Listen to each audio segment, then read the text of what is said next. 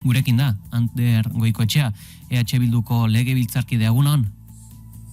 Kaixo egunon. Adibide esanguratsu asko izan ditugu azken aldi honetan, Euskal Herriko industrian, itxiera askori buruz ere hitz egin dugu azken aldi honetan.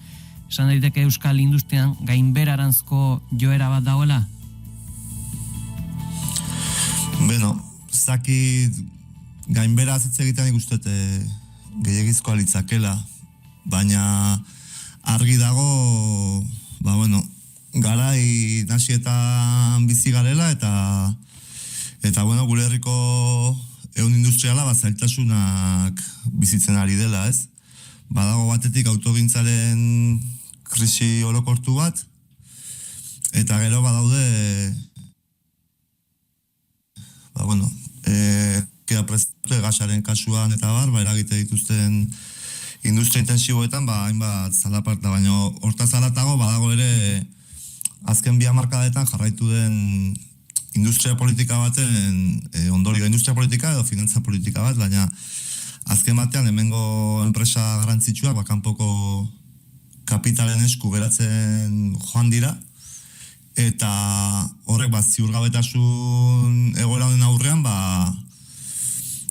erantzun bat emateko zailtasunak ekartzen dizkio gure industriari, ez?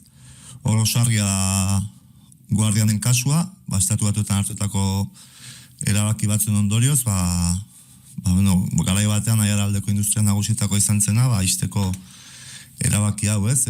Baina bestaldea ere baditugu indartsu behar luketen industriak, ez? Industria eolikoa esaterako, Gamesaren kasua oso esanguratsua da, nola atzerriko enpresek erosi eta hemen zegoen ezagutza hori galtzera bidean dara ematen, ez? Industria oso indartsu bat eta momentu honetan indartsu izan beharko lukena desmantelatzen ari dela gure herrian, ez? Orduan hor ikusten ditugu hainbat zantzu kezkagarria direnak.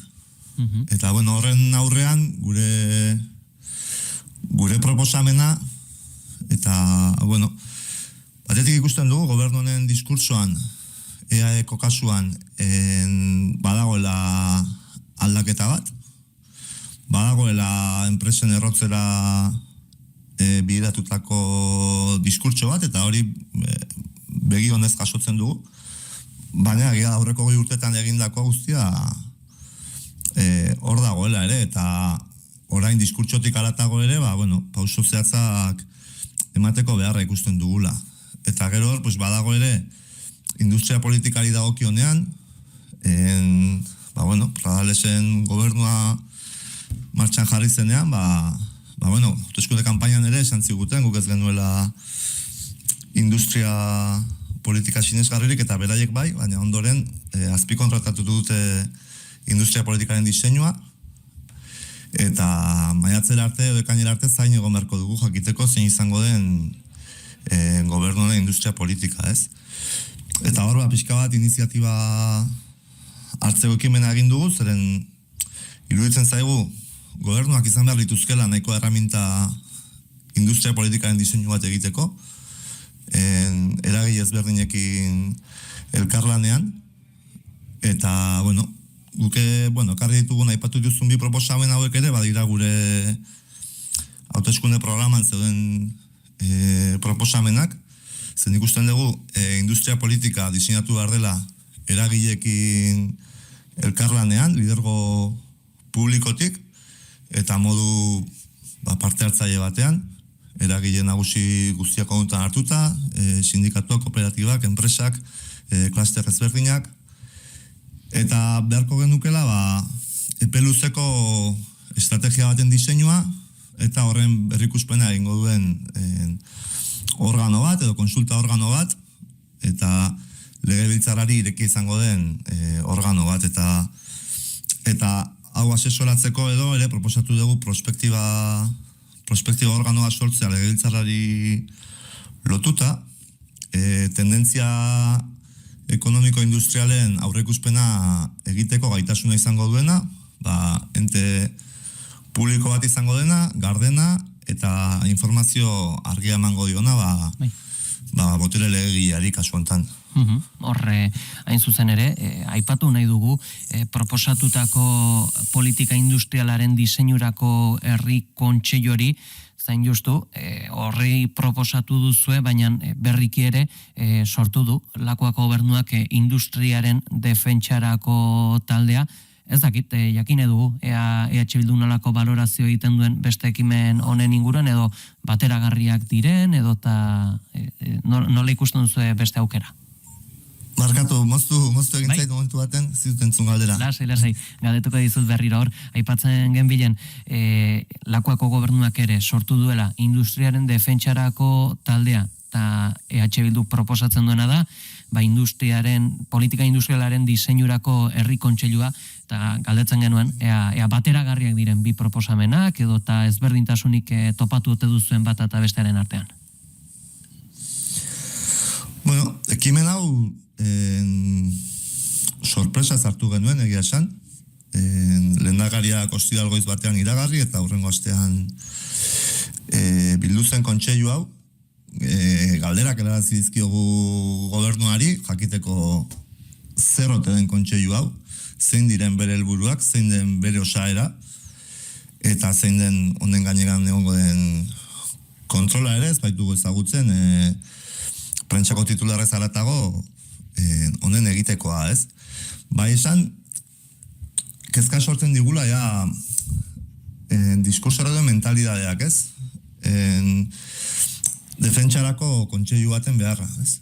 Nik uste dut, ziurgabetasun egoera handi baten aurrean gaudela, ez dakigula Europak norantzkoko duen, Europa gaur egun zer den ere argi ez dugu, tamalez, eta uste dut, gure barnera pixka bat begiratu eta gure ekimena hartzeko eta diseinatzeko unea dela, defentsara beharrean, egingarria izango den politika baten diseinura jotzeko. Eta ez egoteko Europan zer proposatuko arantz mugitzeko beharrean, ez? Dala, irudikatzen duena guretzat egin duten proposamen honek. Eta hori, batetik ikusten dugu gardentasun falta, ez delako legebiltzarrean zertaz informatu, eta bestetik, iruditzen zaigu, defentsarako atera behar honen ordez, agian industrian jauzi bat emateko diseinu baten behar daukagula hori baino gehiago. Horre, hain zuzen, horreta aipatzen zenuen, nola eskatu den, programazio hori, hor bere garaian ere, baitare zedarriak taldeak ere, bere proposamen propioa egin zuen, nolakoa izan behar zuen Euskal Autonomia Erkidegoko ekonomia, industriare erronkatzen jo zuten, eta egeriz hor deigarria izan zen puntuetako bat ere izan zen industria armamentistikoaren sustapena, ez dakit, aukera hau nola ikusten duzu? Atentzia deitu dizu hau proposatu izana? Bai, bereziki txostenean ez delako jasotzen. Ondoren diskurtsoan bai energia nukleararen alde, bai industria militarra sustatzearen alde, ez? Lehengo astean dron batek Txernobilgo zentraleko erreaktorea jo zuen. Eta uste dut kombinazio hori oso arriskutsua dela. Oso arriskutsua da diskursioki hau sustatzen aritzea. Gerra sustatzen aritzea eta energia nuklearra sustatzen aritzea.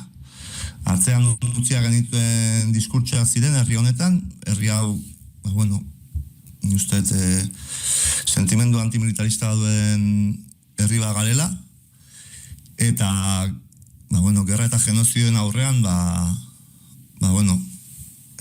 aurkako jarrera bat duen herri bat, ez? Eta, politika publikoetatik sustatzea armagintza industria, kezkagarria egiten zaigu.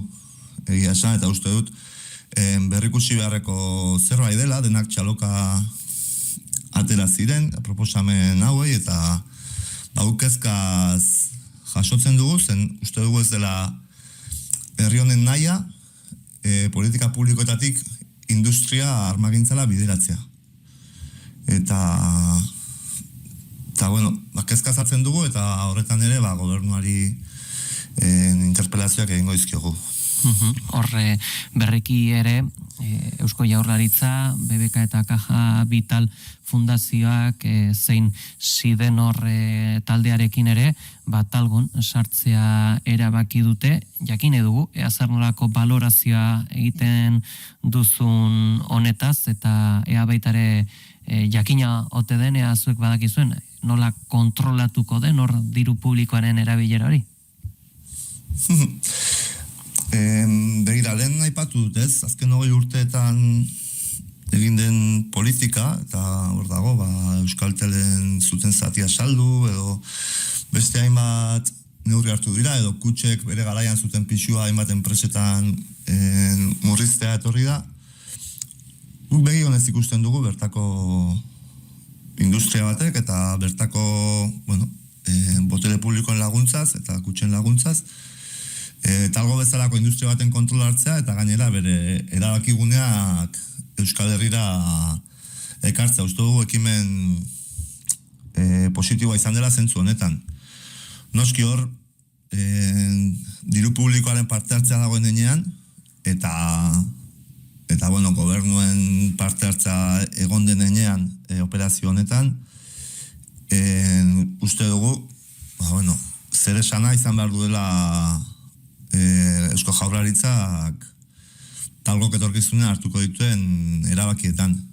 Eta nola baiteko beto eskubide bat izan beharko lukela erabaki horietan. Ikusiko dugu zein diren datozen hiletan hor dauden erabakiak, talgok plan industrial oso bat ere behar du.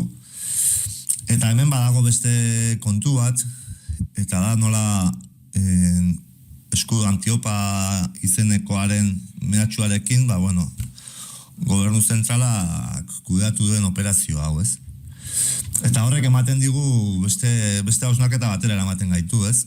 Herri honek bere edozein politika diseinatzeko behar duela burujabetza bat, eta burujabetza horren bidean industria politika diseinatzeko horrelako erramintak gure ganatzea ezinbestekoa izango zaigula, eta horregatik hau ere kokatzen dugu pixkat estatus politikoaren inguruan eman nahi dugun eztabaida honetan, izan beharko genituzken erramintetan, industria politikaren diseinurako beharrezkoa ditugun erramintak, edo kasu honetan gobernu zentralak egiten duen eskudo Antiopa bezalako erabakiak hartzeko gaitasuna izan beharko genukela Euskal Herrian ere. Horre baitare, aipatu nahi dugu, hain zuzen, Guardianen itxiera ere deigarri izan zela, sindikatuak salatu zuten, ezela, gutxinaka egin labearen itzaltzea, tutuen ustearekin batera, horra aipatu zuten ere, hainbat enpresek edota interesa omen bazeola, baina egiari zor, azken aste hauetan ez dugu enpresanen etorkizunari buruz zer entzun. Ez dakit, akaso zuek entzun duzue zerbait zentzu honetan? Interesdunik bada?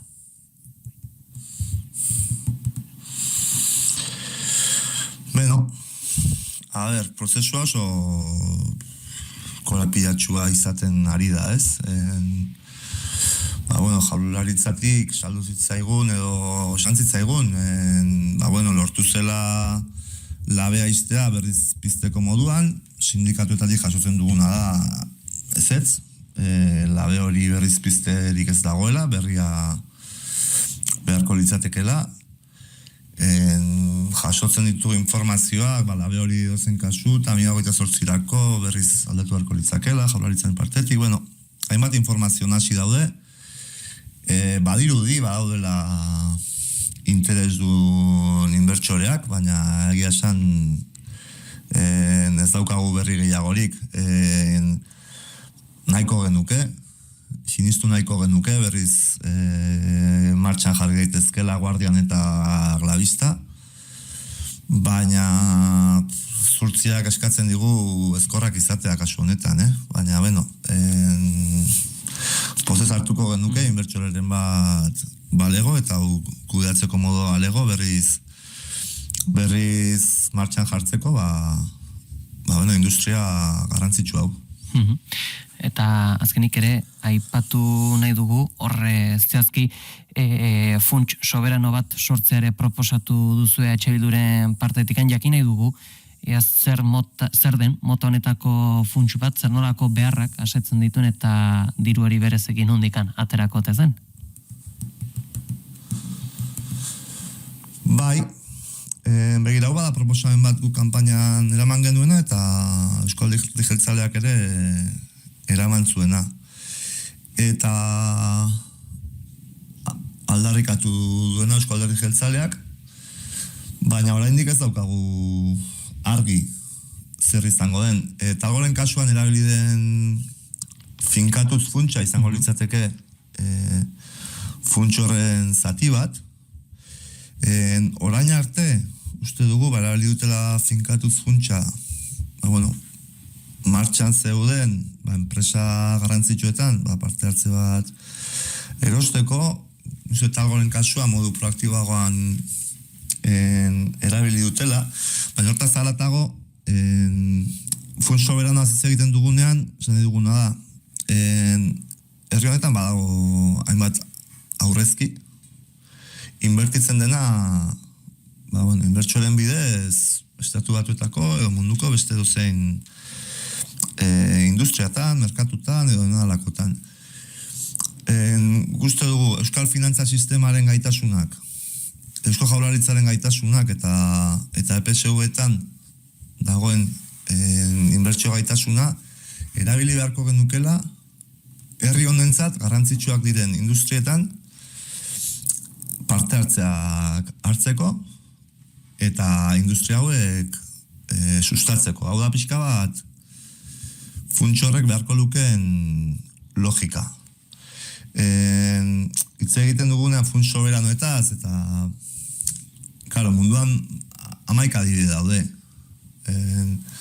Ezin konpara gaitezke Norvegiako funtsarekin, petrolio salmentatik datuzen irabaziekin hornitzen den funts bat, eta guizketan ari gara, bere momentuan 1.500 milioiko funts bat sortzeaz, Norvegiakoak ez dakit bilioietan dago funts horren tamaina, edo Katar, edo herrialde hauen funtsak ez. Diru sarrerak nondik izan beharko lituzken, nola mantenduko litzaken funtsa hau, hori dena eztabaidagai dagoen zerbait da, Euskal Herriko eragile ezberdinekin, eta funts honen logika litzateke, gure ehun industriala errotzeko gaitasuna emango liguken funts bat izatea, atzerriko kapitalen menpe egon gabe, batez ere estrategikoa jotzen ditugun industrien kasuan. Eta baita ere emango ligukena krisi zikloekiko independentea den politika bat egiteko gaitasuna. Guzti hauekin gelditzen gara, Ander Goikoetxea Eusko Legebiltzarkidea. Mila esker, gurean izateagatik. Eskerrik asko zuei, egun da izan.